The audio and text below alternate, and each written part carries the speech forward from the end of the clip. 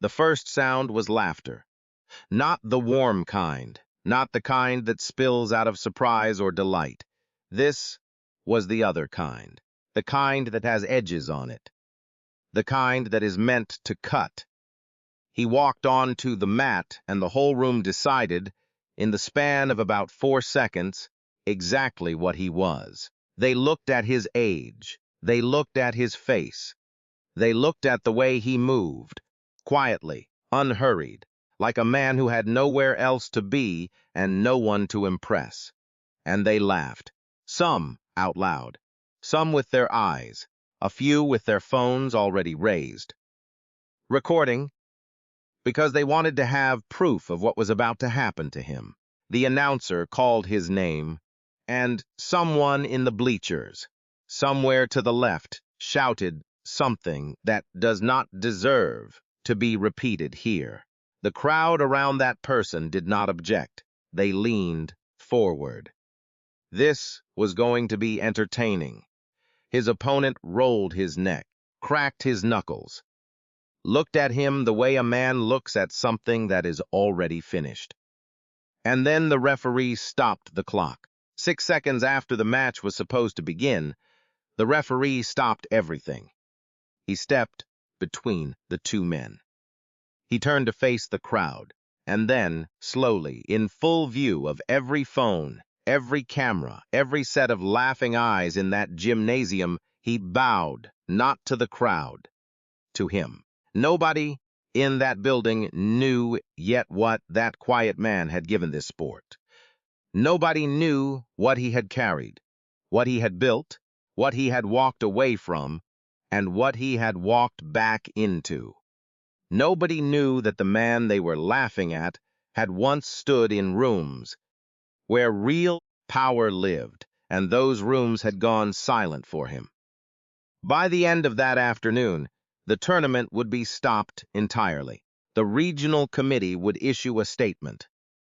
3 officials would be removed, and a new standard, one that would carry his name, would be adopted by every sanctioned competition in the state of Georgia. Subscribe and tell me where you're listening from in the comments. Rewind, 31 years. His name was Elton Mars. And in the summer of 1992, he was 24 years old, living in a second-floor apartment in Augusta, Georgia, working the overnight shift at a loading dock, and training every single morning before the sun came up. He woke at 4:15 every day. Not with an alarm, because he did not need one. His body had simply decided, somewhere around his 17th year, that this was when the day started, and it had never renegotiated the terms. He dressed in the dark. Sweatpants, a gray pullover that had been washed so many times the letters on the front had become suggestions. Worn cross trainers that he had resoled twice. He moved through the apartment without turning on a light, because the light would disturb his mother, who slept in the next room, and worked a double shift on Tuesdays and Thursdays that left her with a tiredness that lived in her bones. He stepped outside into the Georgia dark, and he ran 3 miles to the community center on Walton Way. 1 hour of solo training in the parking lot, where he had placed 4 cinder blocks in a square to mark the edges of a mat he did not own. 3 miles back. Shower. 2 eggs, rice from the night before, whatever fruit was cheapest at the grocery on the corner. Then the bus to the loading dock, where he would spend 8 hours, moving other people's things from one place to another.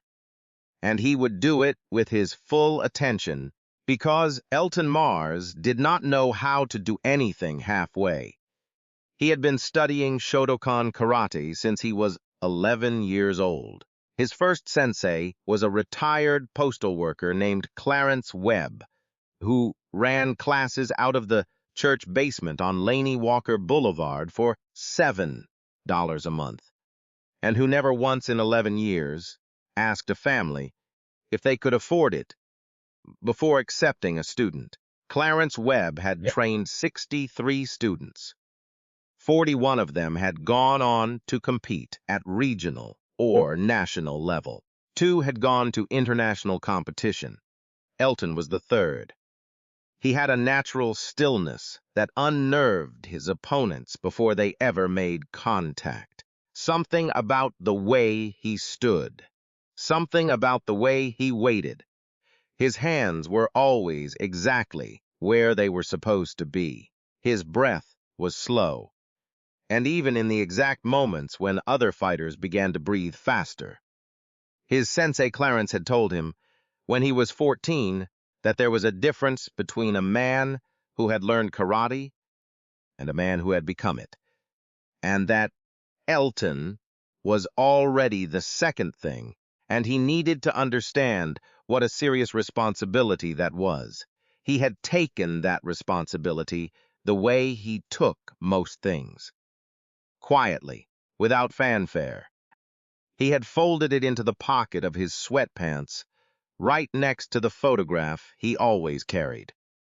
A photograph of himself at 12 years old, standing in the church basement in a borrowed G, receiving his first stripe, and Clarence Webb's hand on his shoulder, and both of them looking at the camera like something important was happening. Because it was. He kept that photograph. He carried it everywhere. It was the size of a playing card, and the edges had gone soft with use, and the colors had shifted slightly toward yellow, the way all old photographs eventually do. He carried it on the morning of the 1992 Georgia State Karate Championship when he arrived at the Augusta Civic Center, signed in at the registration table, and was told by a man who did not look up from his clipboard that there was a problem with his registration. The problem, as it turned out, was not with his registration. The problem was that the tournament director had decided, without consulting the rule book or the regional federation, or what remained of his own conscience, that this particular division would be running with a different bracket. That the division Elton had registered for and paid for and trained for across 18 months of 4:15 mornings was already full. The division was not full. Elton knew it. The man with the clipboard knew it. 3 other competitors standing nearby knew it and looked at their shoes. One of them, a young man named Danny Reyes from Columbus, who had driven 2 hours to compete that day, looked up from his shoes. He said, loud enough to be heard by the table, that he had personally seen the registration list and that there were 2 open spots in that division, and he did not understand why Elton was being told otherwise. The man with the clipboard did not look up. Danny Reyes was 19 years old, and it had taken something real out of him to say that. He would later say he did not know if he had done enough. Elton would later tell him he had done everything. Elton left the Civic Center that morning. He walked back to the parking lot. He sat in the front seat of his car for 11 minutes. He counted. And then he drove home, changed out of his competition gi, and went to work his shift at the loading dock, because the rent was due. He did not stop training. He trained harder. The Georgia Shotokan Federation was, in 1992, governed by a board of 9 people. 7 of them were white. One of them was a Japanese-American sensei from Savannah named Robert Tanaka, who had been competing and coaching in Georgia for 22 years. And who, when he heard what had happened at the Augusta Civic Center, sent a 3-page letter to the tournament director, the regional federation office, and 2 state officials, and did not receive a single reply. His name was Robert Tanaka, and he was not a man who gave up easily. He drove to Augusta on a Tuesday afternoon 3 weeks after the tournament, and he sat down across from the tournament director in a diner on Broad Street, and he asked the man, directly and without preamble, what exactly had happened with the registration of Elton Mars. The tournament director explained that there had been a clerical error. Robert Tanaka wrote the words clerical error in his notebook and underlined them once. He asked the tournament director if he had contacted Elton Mars to apologize or to offer him a spot in the next qualifying event. The tournament director said that was not standard procedures. Robert Tanaka wrote that down too. He drove back to Savannah with a plan. The plan took 8 months. It involved 3 other Federation members, 17 letters, 2 formal complaints filed with the National Federation body, and 1 emergency board meeting that the tournament director tried and failed to prevent from being called. At the end of 8 months, the tournament director was removed from his position. A formal grievance process for competitor registration disputes was written into the state federation bylaws for the first time, and Elton Mars was formally invited in a letter on Federation letterhead, signed by Robert Tanaka, to compete at the 1993 Georgia State Championship. He read that letter, standing in the hallway of his apartment building. His mother was in the kitchen. The television was on. The smell of rice and red beans was coming from somewhere. He stood in that hallway, and he read the letter twice, and then he folded it along its original creases, and he put it in the same pocket where he kept the photograph. He trained for 6 more months. He won.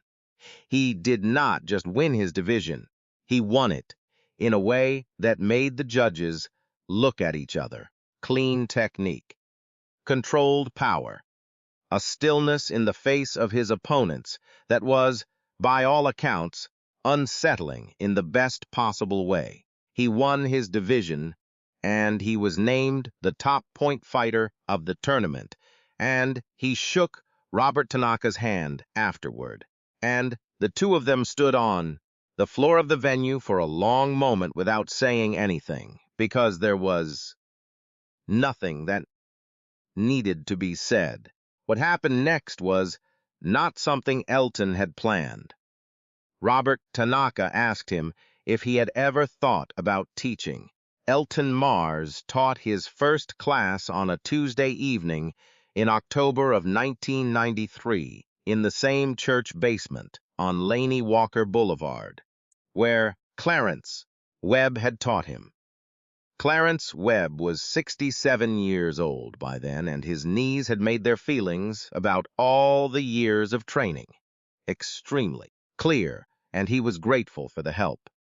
He introduced Elton to the class of 8 children as the best student he had ever produced, and then he sat down in a folding chair in the corner and watched.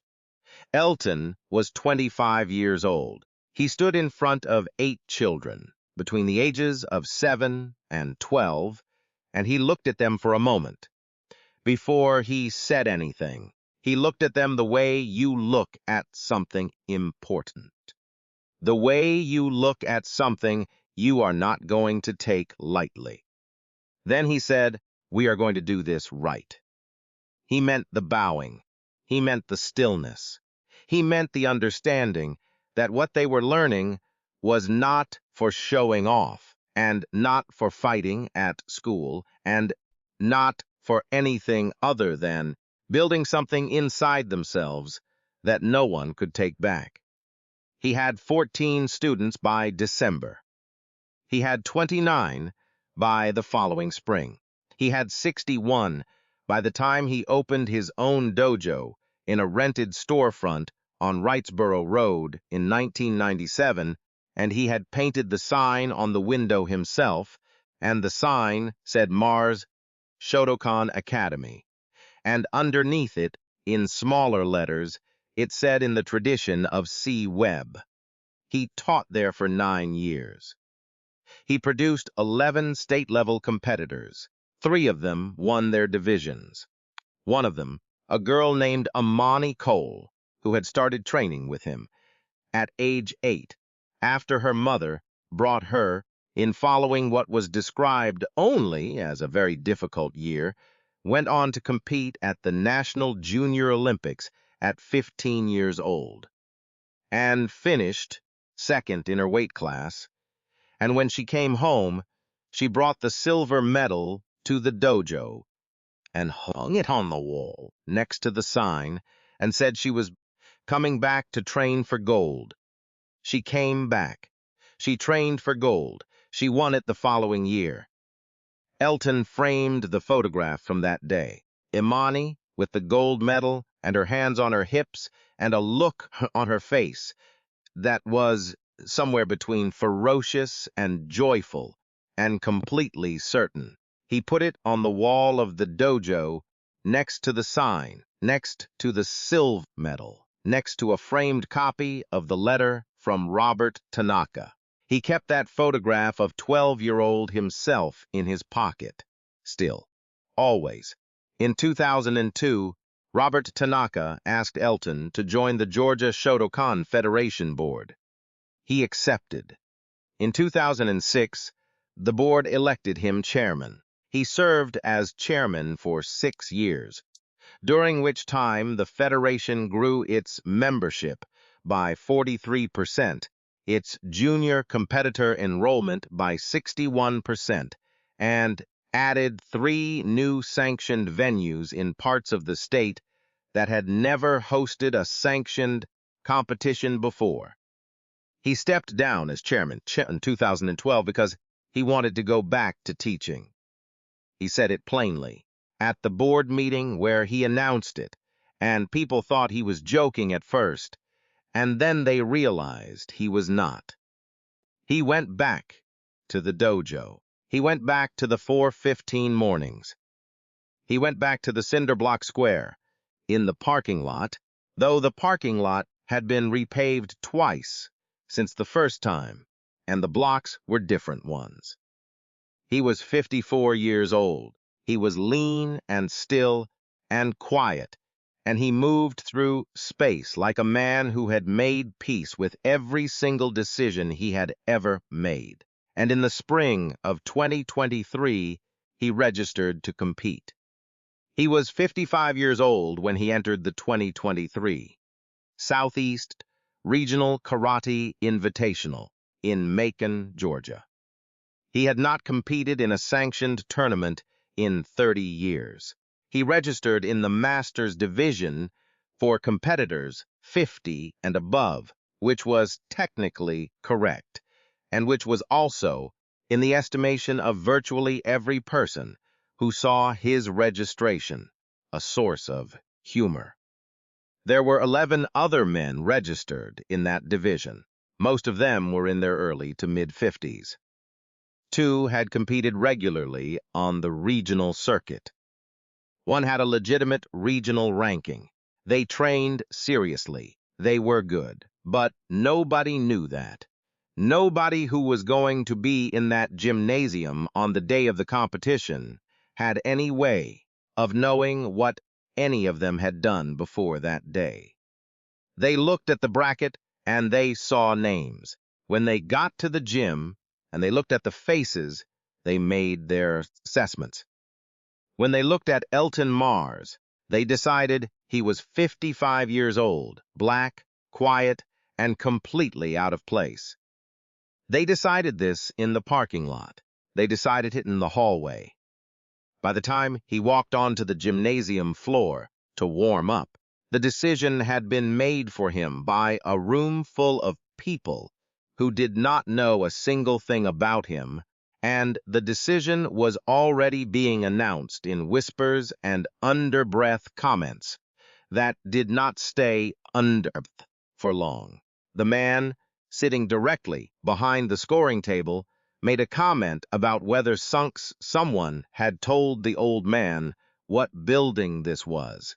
Two people laughed. A third shushed them, but did so lightly, in the way you shush something that you also find a little funny. A woman named Patricia Osei was sitting 12 rows up in the bleachers. She was there with her son, who was competing in the junior division. She heard the comment. She did not find it funny. She put her hand on her son's arm. He was 11 years old, and he had heard it, too, and he was looking at the man on the floor with an expression that Patricia would later describe as something she had never seen on her son's face before. Something between confusion and clarity, like he was seeing something he was going to think about for a long time. She got out her phone, and she started recording. A young man named Kevin Park, who was a competitor in the open adult division and who had driven from Atlanta that morning, was stretching near the edge of the mat. He heard the laughter. He looked at Elton. He looked at the people laughing. He stood up from his stretch, and he walked to the edge of the mat, and he stood there, arms crossed, watching, not loudly, not with confrontation, just watching, making it clear with his body that he was paying attention. He was 22 years old, and it took something out of him to stand there like that. He stood there anyway. On the other side of the gym, behind the judges' table, a man named Marcus Webb was reviewing the day's bracket. He was 41 years old. He was the senior referee for the tournament.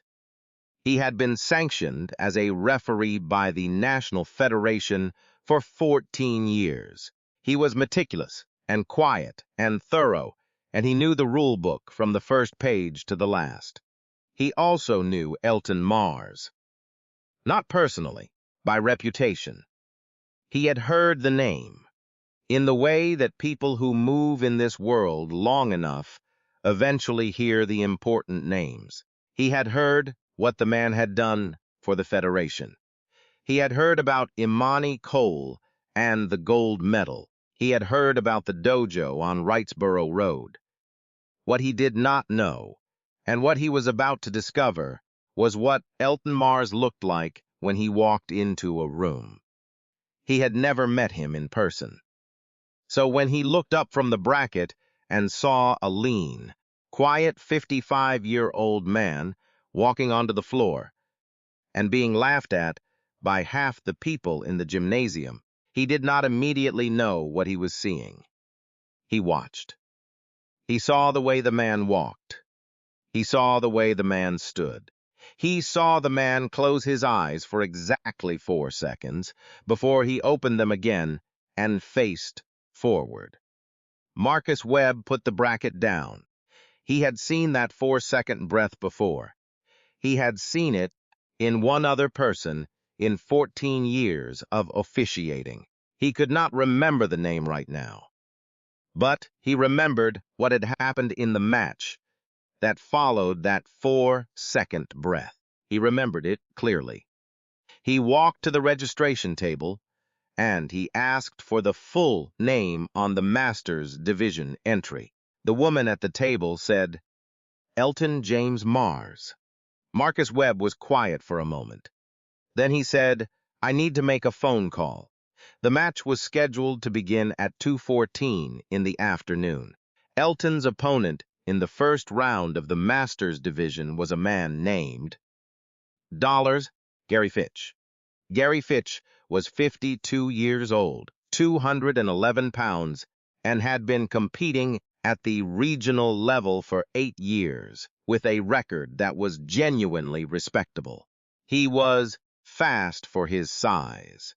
He had a devastating reverse punch that he had landed cleanly in 17 of his last 22 competitive matches. He walked to the center of the mat with the kind of confidence that comes from having done something many times. He looked at Elton the way the rest of the room was looking at Elton. He rolled his neck. He cracked his knuckles. He was ready to end this quickly and move on to a match that was worth his time. The gymnasium had gotten louder in the minutes before the match. Not louder in the way a crowd gets when something exciting is about to happen. Louder in a different way. The way a crowd gets when it has already decided what it thinks and has begun to perform that certainty for one another. Someone near the bleachers said something, and a cluster of people laughed. Someone else, louder, said, "This is going to be short." More laughter. Patricia Osie's phone was recording. Her son had not moved. He was watching the man on the mat with that same expression she did not have a word for yet. Kevin Park was still standing at the edge of the gymnasium, arms crossed, watching. Not the mat. The crowd. Marcus Webb was at the center of the mat, in his position, in his capacity as senior referee. He was wearing his white uniform and his black belt, which he wore the way you wear something that you have earned past the point of it, meaning anything other than what it actually is. He called the competitors forward. Elton Mars stepped to the center of the mat. He was wearing a G that was not new. The fabric had been washed the right number of times to have the exact weight and drape that a gi needs to have when a body knows it well. His black belt was knotted the way black belts are knotted by people who have been knotting them for decades. He stood at the center of the mat, and he looked at Gary Fitch with an expression that contained no aggression and no anxiety and no performance of any kind. He simply stood there, present, still, complete. The laughter from the crowd went on for 4 more seconds after he took his position. Then it began, very gradually, to quiet. Not because anyone told it to, but because something about the way this man stood made the laughter feel, suddenly, like it was happening in the wrong room. Gary Fitch noticed this. He shifted his weight slightly. He did not understand why. Marcus Webb raised his hand to signal the start of the match. Then he lowered it. He stood for a moment in the center of the mat. He looked at the crowd. His expression did not change. He turned slowly, a full, deliberate turn, so that he had faced every section of the gymnasium. The laughter, what was left of it, stopped completely. He turned back to the center of the mat. He looked at Elton Mars, and then Marcus Webb, senior referee, 14 years sanctioned, a man who by his own account had never deviated from protocol in a match in his career, bowed. Not the small bow of acknowledgement between officials, not the formal bow that opens and closes a match. A bow of recognition, deep, unhurried. The bow you give something that you understand deserves to be given it, in front of everyone who needs to see it happen. Elton Mars looked at him for 1 moment, then Elton Mars bowed back. The gymnasium was silent. In that silence, Patricia Osie lowered her phone for just a second and looked at her son. He was looking at her. His eyes were wide. He said, quietly, "Mom, who is that man?" She said. "I don't know, baby, but I think we're about to find out." The match lasted 4 minutes and 57 seconds. In the first minute, Elton Mars did not attack. He moved, he circled, and he read, and he watched. Gary Fitch threw a combination at the 1-minute mark that was sharp and well-timed and connected with nothing. Elton moved around it, the way water moves around a stone. Not dodging, exactly. More like the punch had never quite existed in the space he occupied. The gymnasium, which had been chattering in the moments before the match, was quiet now. Not with the stunned quiet that follows something unexpected, something else. The quiet of people who are watching something they do not fully understand but can feel the weight of. At minute 2, Elton scored his first point. It was a controlled punch to the midsection, landed with a precision that made the judges at the scoring table straighten in their chairs. Not because of the power, because of the placement.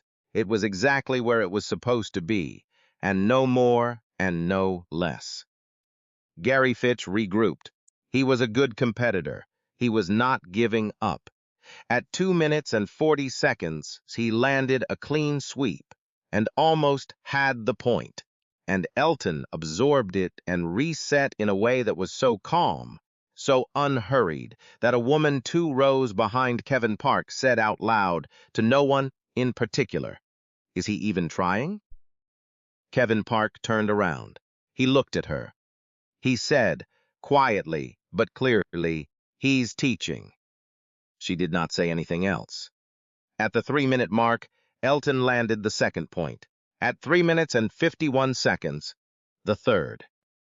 Gary Fitch's reverse punch, the one that had worked in 17 of his last 22 matches, came in at 4 minutes and 8 seconds, and Elton Mars stepped inside it, redirected it with his left forearm in a movement that was technically, structurally flawless, and delivered a controlled technique to the collarbone area that stopped exactly where it needed to stop. The 4 judges raised their flags simultaneously. All 4. That had not happened in the tournament that day with any other match in any division. The match ended. Elton Mars stepped back to the center line. He bowed to his opponent. Gary Fitch, breathing hard, bowed back, and something in his face had shifted from what it had been. Before the match, he looked at the man across from him the way you look at someone who has just quietly and without any drama rearranged everything you thought you understood about something. Marcus Webb announced the result. From 12 rows up in the bleachers, Patricia Osie's phone caught the sound of that announcement clearly. It also caught the sound of the crowd, which had spent the minutes before the match performing one thing, and was now, in its silence and in the few scattered sounds that were not quite applause, but were not quite silence either, in the process of becoming something else. What happened next moved faster than Elton Mars. Patricia Osie's video was 47 seconds long. It began with the laughter of the crowd, and it ended with the bow of Marcus Webb. She had not intended to post it.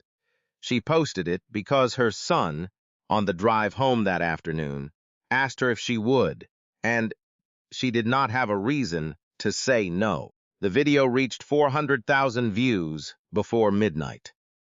By the following morning, it had been seen by 3 million people. By the end of that week, the number was 11 million, and the comments had generated a volume that the platform's systems flagged as unusual. And 3 major news organizations had reached out to Patricia Osie directly, and she had given one interview to a local station in Macon, where she said simply that she had been glad her son was there to see it, and that she hoped whoever the man in the video was had a chance to see what people were saying about him. He had not seen it yet.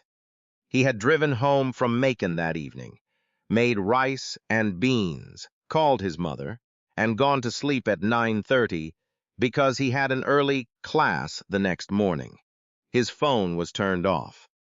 A woman named Sandra Okonkwo, who had been one of Elton's students at the dojo on Wrightsboro Road from 2003 to 2009, and was now a sports journalist in Atlanta, saw the video on Tuesday morning and recognized the man immediately.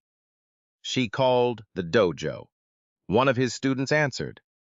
The student went to get Elton. Elton came to the phone. Sandra said, "Have you seen the video?"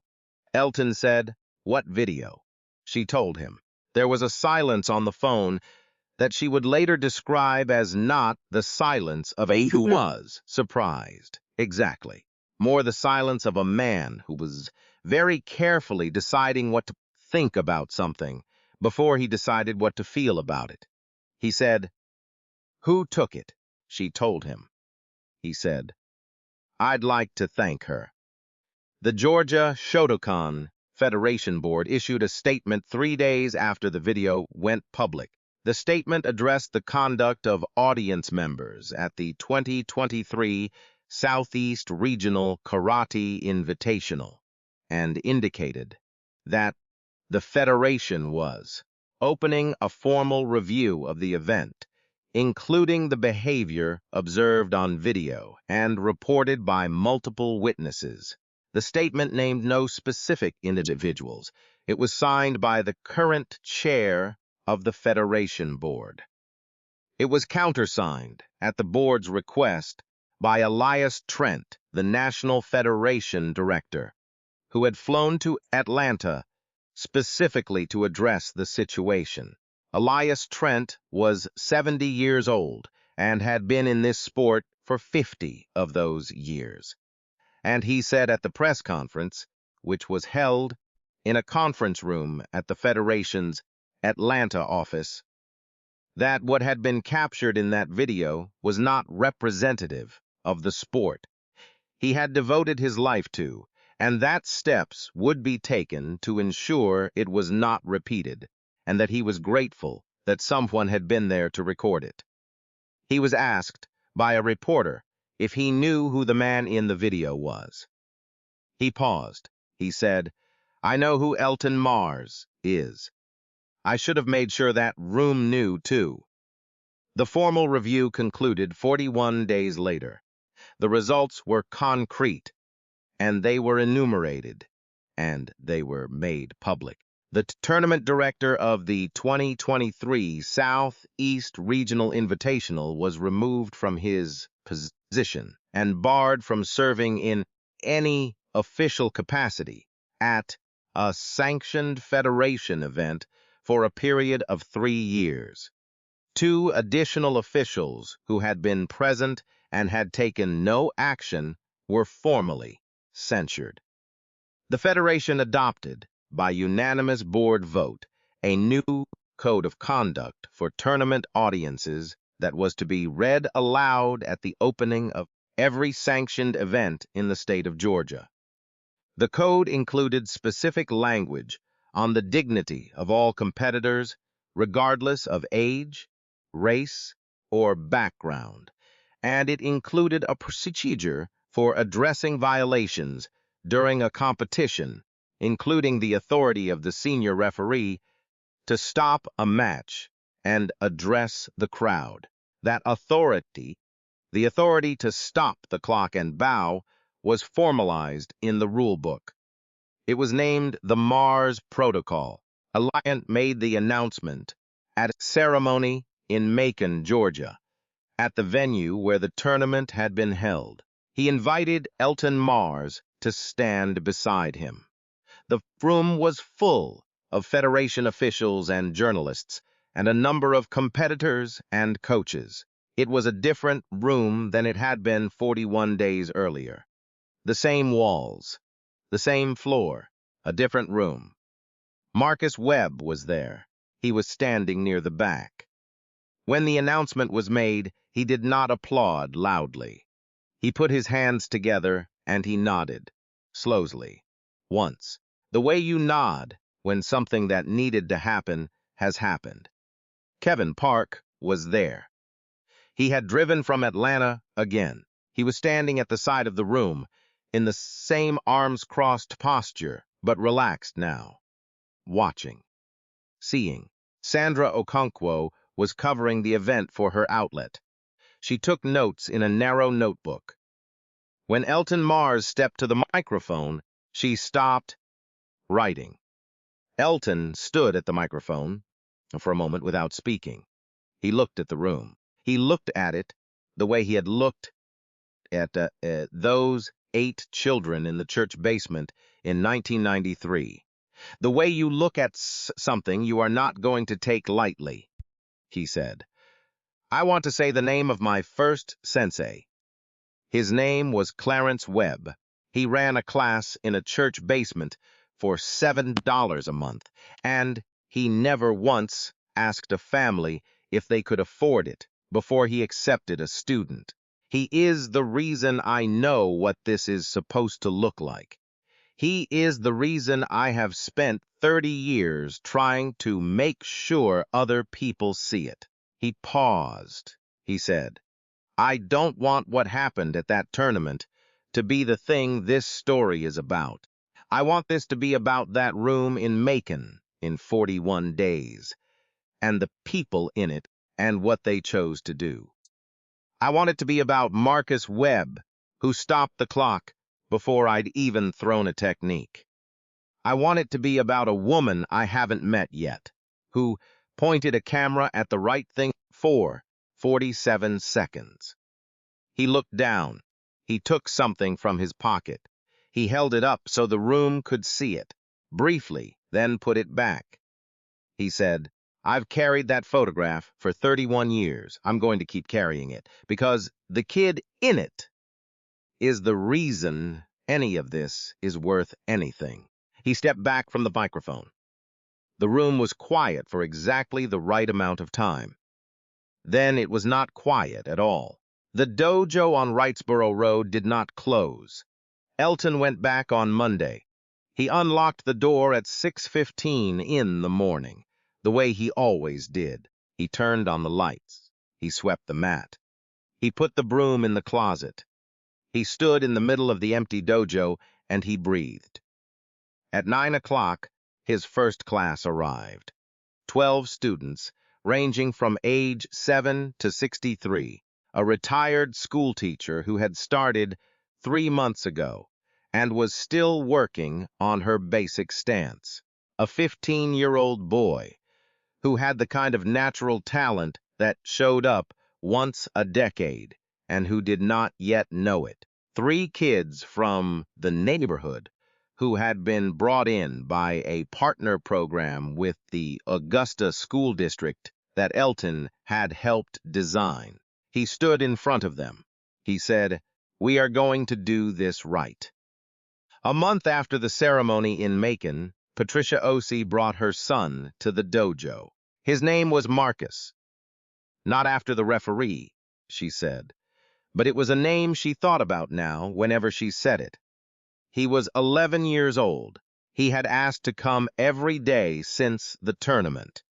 Elton watched him take his first class with the patience and the attention of someone who has been watching people begin things for a long time.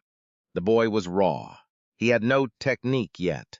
He had good instincts, and he moved well, and he paid attention in a way that was not common in 11-year-olds. After class, the boy came to Elton. He looked at him for a moment. He said, "Why did the referee bow to you?" Elton looked at him. He said, "He didn't bow to me. He bowed to this." He held up his belt. Then he pointed to the mat. He said, "He bowed to everything that happens on this floor. The 30 years, the 4:15 mornings, the kids in the church basement." He made sure everybody in that room understood what they were looking at. The boy thought about this. He said, "Did it work?" Elton smiled. The first real smile of the whole afternoon. He said, "You're here, aren't you?" The boy went home. He came back the next week. He came back the week after that. Within 3 months, he had his first stripe. Within a year, he had his first competition. He'd lost his first match. He came back. He always came back. Amani Cole, who had grown up in this dojo and brought a silver medal home and then come back for gold, came back again in the fall of 2023. this time as a coach. She held her first class on a Thursday evening in October, which was exactly 30 years after Elton had held his first class in the church basement on a Tuesday evening in October. On the wall of the dojo, next to the sign that said in the tradition of C. Webb, there was now a framed printout of the Mars Protocol.